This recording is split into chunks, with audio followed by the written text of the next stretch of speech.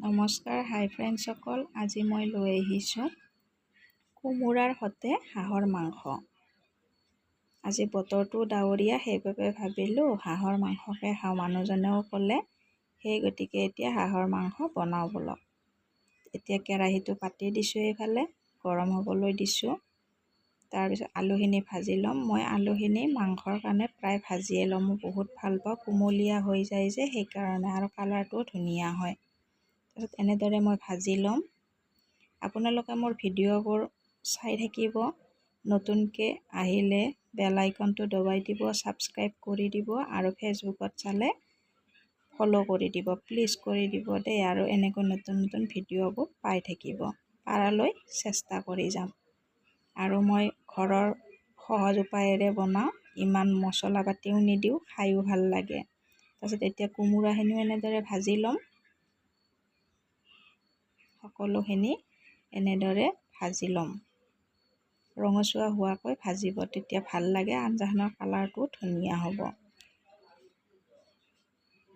আপোনালোকে মোৰ ভিডিঅ'বোৰত like, comment, subscribe সকলোখিনি কৰি দিব, তেতিয়াহে আগুৱাই যাব পাৰিম। আপোনালোকৰ ওচৰলৈ নতুন নতুন ভিডিঅ'বোৰ আহি থাকিব। তাৰপিছত এইফালে পিঁয়াজখিনি দি দিছোঁ, সকলোখিনি দিলোঁ, শুকান জলকীয়া, তেজপাত, পিঁয়াজ। তাৰপিছত লগতে মই পিচি থোৱা মছলাখিনিও ইয়াতে এড কৰি দিম। ৰঙচুৱাকৈ ভাজি ল'ম গোটেইখিনি।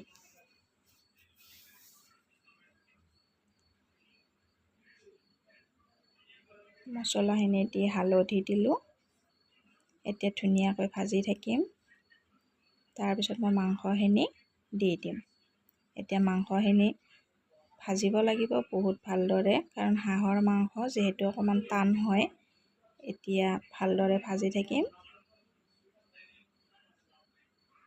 মাংস ভাজি ভাল হ'লেহে আঞ্জাখনো টেষ্টি হয়।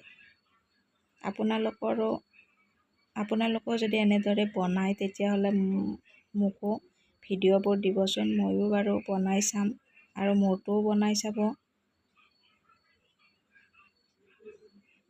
এতিয়া এনেদৰে ভাজি ল'ম। তাৰপিছত ঢাকনিখন লগাই ল'ম অকণমান সময়ৰ কাৰণে। তাৰপিছত আকৌ এনেদৰে চাওকচোন, মাংসৰ কি সুন্দৰ তেল ওলাই আহিছে এটা।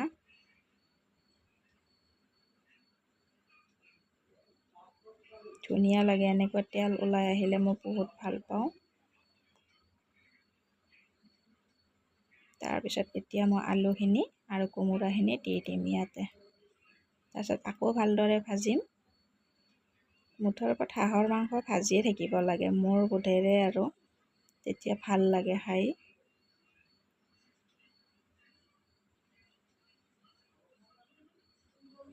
মোটামুটি এনেকৈ মই 3বাৰমান ঢাকনি দি দি ভাজি লৈছোঁ। ভালদৰে ভাজিছোঁ, কৈছোঁৱে নহয়।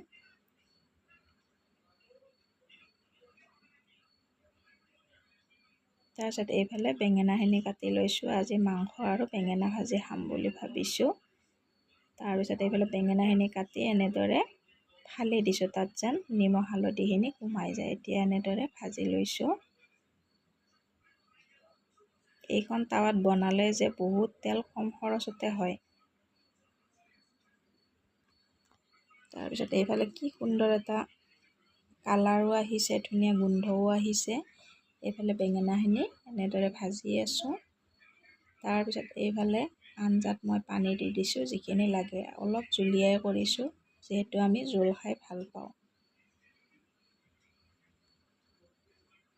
তাৰপিছত এতিয়া লাষ্ট ফিনিচিং গৰম মছলা দি দিছোঁ। হাঁহৰ মাংসত গৰম মছলা দিলে বহুত টেষ্টি লাগে, আৰু ভালো হয় গৰম মছলা দিলে।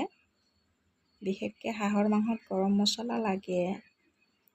সকলোখিনি এতিয়া ৰেডি হৈ গ'ল। মই হাজবেণ্ডক খাবলৈ দিলোঁ। হাজবেণ্ডক ক'লোঁ এটা প'ষ্ট দিয়ক, তেতিয়া প'ষ্টটো দি দিলে। এইয়া, আজিলৈ বাই বাই।